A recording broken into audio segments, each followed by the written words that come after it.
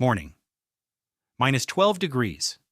Fog hangs over the river so thick you can't see the opposite bank. The fire that was supposed to burn all night has shrunk down to a fistful of smoldering embers. If it isn't revived in the next 10 minutes, it will have to be built from scratch, costing an hour of daylight that's already short. Because it's winter, and winter in the Ice Age isn't put on a jacket. It's a question of whether your camp survives until spring. This is one specific morning, specific people, the valley of the Vézère River in what is now France, roughly 17,000 years ago. The glacier hasn't retreated yet. Mammoths and woolly rhinos roam the tundra steppe a couple days' walk from here. And right here under a rock overhang, a camp of just over 30 people is waking up. Today, instead of general facts about how prehistoric people lived, I want to show you one specific day, hour by hour. Because it's in the details of a single day that you see how tightly wound their lives were, and how intelligent that tightness actually was. Let's call him Tur. That's not his real name. It hasn't survived since writing didn't exist yet.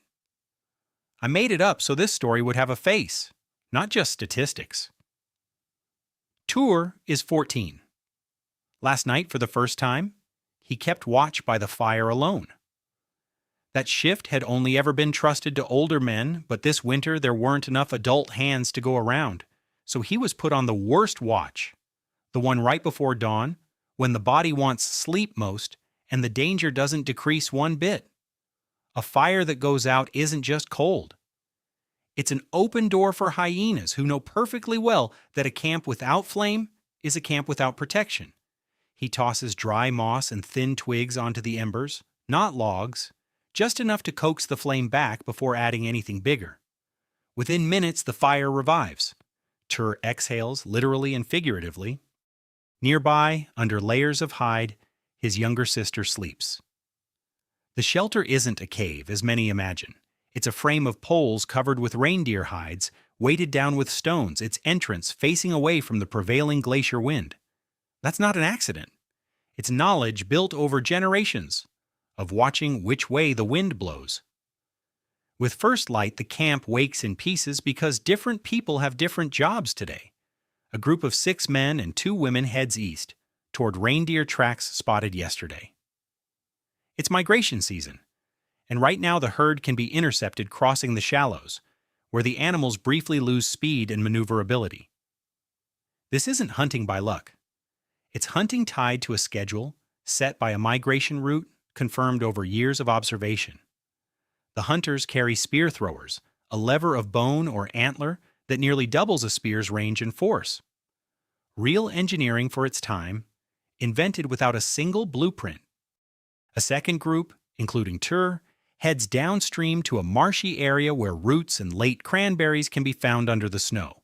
This group is mostly women, and Tur goes along not just to gather, but to learn. What matters here isn't strength, but memory. Which root is edible? Which berry still good after frost? Which one has turned to poison? This knowledge, built and passed down by women over decades, rivals a university course in volume, just without a diploma. Tur memorizes as he goes, because in a year or two, he'll be the one leading this group. While the others are out, the camp doesn't sit empty. An older woman everyone calls elder, a few children, and a man with a broken shin, injured 3 weeks ago, keep it running. Archaeologists have found bones with healed complex fractures, injuries after which a person physically could not have fed himself for weeks. That means the group fed and protected him the entire time, getting nothing back in return, not right away. It's a calculation, conscious or instinctive. Today it's him who's hurt, tomorrow it could be you. And the only safety net in a world without insurance is a shared memory of reciprocity. Elder, meanwhile, is engaged in highly skilled production disguised as housework.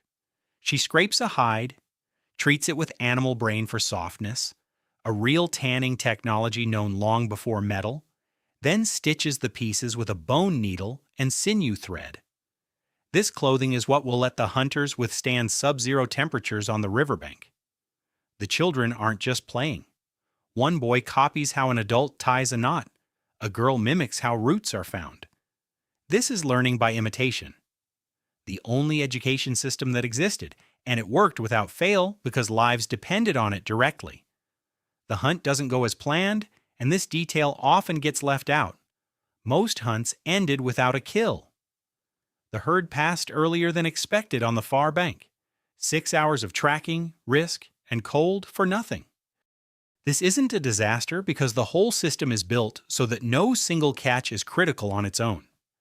Studies of modern hunter-gatherer groups show that gathering, on average, provided a larger and more stable share of calories than hunting did. Hunting supplied fat, concentrated protein, and material for tools.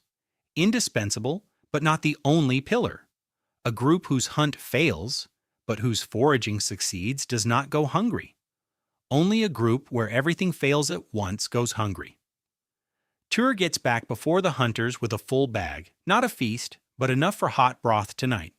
On the way, he notices fresh cave lion droppings near the path children use to fetch water. He doesn't panic. He memorizes the spot and reports it to Elder immediately. This too is a technology, a distributed early warning system built on the rule that anyone who notices something passes it on. The hunters return after sunset. No reindeer, but 2 hares and some grouse caught on the way back.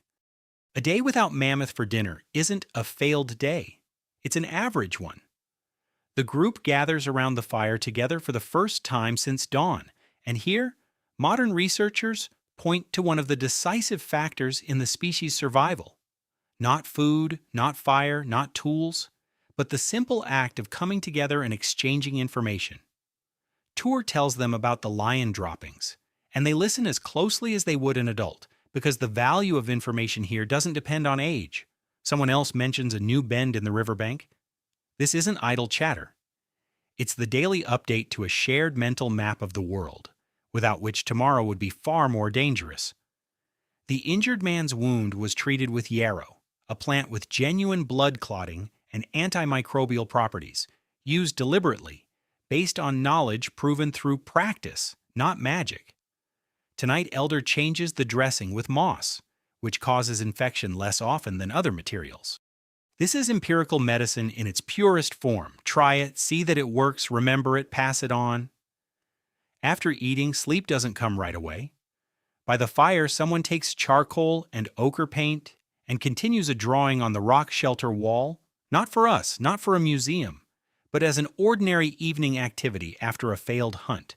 Perhaps thousands of years from now, scholars will debate this very drawing with no idea what it actually was. The night watch is assigned again in shifts. This time Tur is put on watch again, but no longer alone, now alongside an adult. The first step is behind him. Now he'll be taught, not just tested.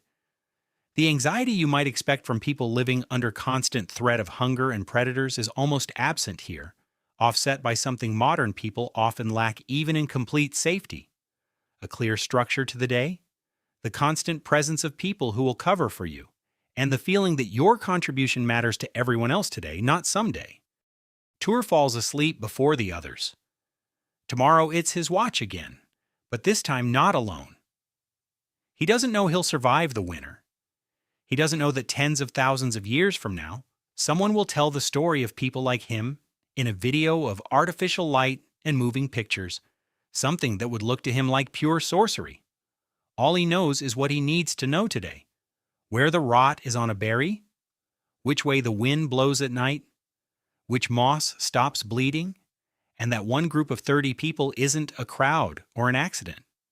It's the single technology that actually worked for hundreds of thousands of years before anything else ever existed.